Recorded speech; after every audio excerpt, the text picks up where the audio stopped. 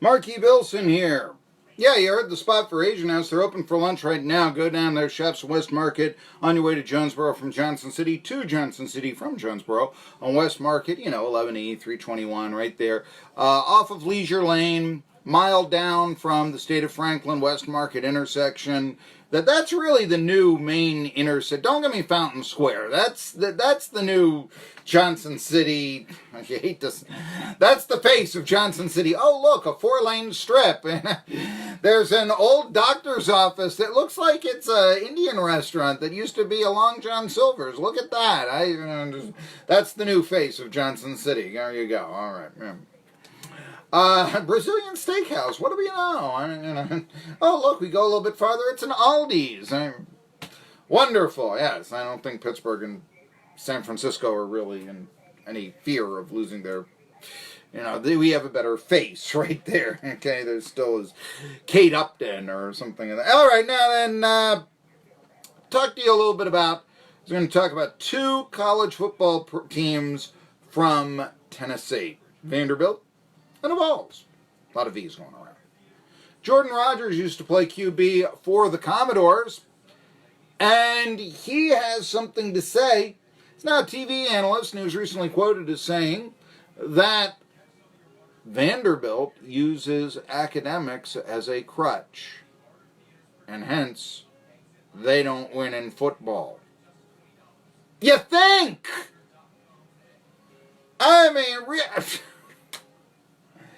Maybe more historically than today. I'll give you that. 5 of 7 from the Vols, say what you will. And for that matter, James Franklin's no slouch. I don't think that Derek Mason is either. Franklin's just arrogant out the wazoo. But regardless, more than for his own good. Still, though, what Rodgers says, I think, is resonating because here's a deal. I once wrote for Saturday Down South 3 years ago. You can look it up online, how Vanderbilt can win. And I was even supposed to do a spot on a sports talk radio station in Nashville, and they couldn't complete a call to me. That's just ridiculous. It's the show of a young producer. Here's my cell phone. Here's my landline. Okay, cell phone doesn't pick up. Reception isn't there. They don't make the call. Ridiculous. Okay, they don't call the landline. I end up calling them back, and I say, "Wait a minute here. Why didn't you call?" "Oh, well, we tried." And I said, "You try the first number and all this, the cell phone." Yeah. Well, I live in Lake Wales, Florida, which isn't exactly that's where I was living at the time, which isn't exactly well known for its cell phone reception. That's why I also gave you a landline so you could call that if the cell phone wasn't working. Oh. Yeah. There you go. What can you say? But no, the circumstance here is that Jordan Rodgers says they use academics as a crutch. I've said this before, that I do think that the distance from the haves and the have-nots, if you're looking at schools such as, let's say, Tennessee and Vanderbilt, it's not what it used to be. You even look at the weight rooms that the two schools have. Vanderbilt's is smaller than, let's say, Tennessee's, but not by a significant amount. James Franklin pushed for an indoor practice facility. A lot of the, facility advantages that were night and day in the past are now not night and day. Vandy, the last I saw, Vandy had a 110 square foot weight room. I think Tennessee's was 145,000 square feet. Is national championships in last place really going to be determined by 35,000 square feet of weight room space? I've said this many times. The walk-ons will have to wait. Just not that, it's very comparable now. So, say what you will. Now, so academics is a crutch. Let's take a look at this. Who's ranked preseason Amway coaches poll number 25 in the country? Northwestern. Remember when they lost every game they played? Now they're ranked number 25 in the country. What about Stanford? It's tougher to get into Stanford than it is Harvard. And it was 3 years ago at least. I looked at the acceptance rates. Stanford's was something like, and if I'm off one or two here, Stanford's was like 4.9% of applicants were accepted, and Harvard was like 5.1. So it's actually tougher to get into Stanford than it is Harvard. They're one of the top 10 winningest football programs in this decade. Those smart schools can win, and as I've said before, if you're the smartest team on a field, you probably have a real good advantage. You don't think Duke does in basketball? And look, even at Duke, they've won the Coastal. David Cutcliffe is very respected. They're not world beaters. No one is saying that. David Jones was selected 6th overall. So, say what you will, but I think Jordan Rodgers has it right.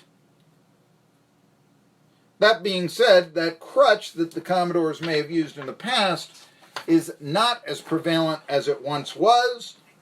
I have said that I think that the athletic department there at Vandy, they hired the former G League president, Malcolm Turner. That's forward thinking. Tennessee, they hired their old coach. That's not forward thinking. That's hiring your old coach. And I've said this before too, athletic departments do not hire old coaches. They used to. Look at Vince Dooley at Georgia. It doesn't really work all that well. No? 5-7 was the first tidbit for Tennessee. We'll see how it works here on out, But even, you look at the hires and even, okay, we need a new college basketball coach for the Lady Vols. Hires old point guard. Well, talking about the culture at Tennessee that she went. These are nothing state. It's just we wanted to have a story about the Lady Vols out there.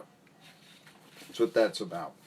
That story that's been coming out. There's also a story. You get this a lot now. Jim Chaney discussing his growing relationship with Jarrett Guarantano, what he needs to work on in the football camp, which opens today. ETSU, Tennessee, and Virginia Tech, and I think basically all the colleges there.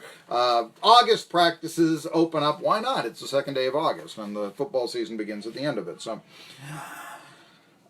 you talk about the relationship. It builds really well. This is going to be fantastic and all that. That's not a poor story to come out, but there is a propaganda feel, and I do take these sort of stories with a grain of salt because I've covered football before.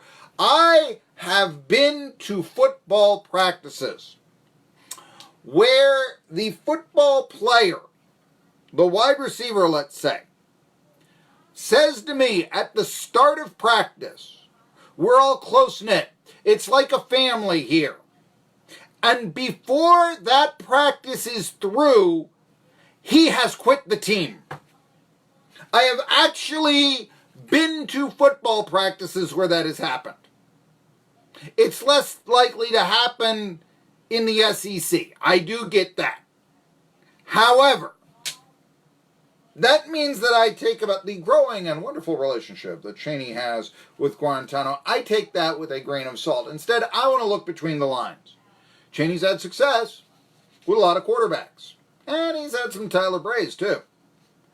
So, we'll see. But here's what he talks about with Guarantano on the improvements that he must make, in which Guarantano actually did put up decent stats, and that's got people saying that this could be a breakout year for Jarrett Guarantano. If it is, yeah, the Vols could win 8 games.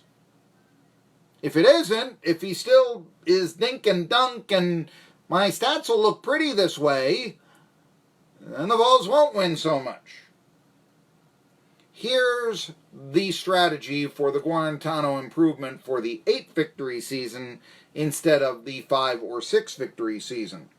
Chaney says, Guarantano must play clean football, distribute the ball around to our playmakers. Okay, these are cliches, obviously. Not letting him think that everything rides on his shoulders. Interesting. Now hold on to that thought, not letting everything ride on his shoulders. I'm more worried about him learning all the protections and continuing to develop that mindset so he keeps himself protected. You know what that tells me? Guarantano was recruited to be a dual threat quarterback. Last year he was a drop back. He started off as dual threat. Last year he was a drop back. It tells me that Chaney is going to keep him as a drop back quarterback. You tell me. Not everything rides on his shoulders.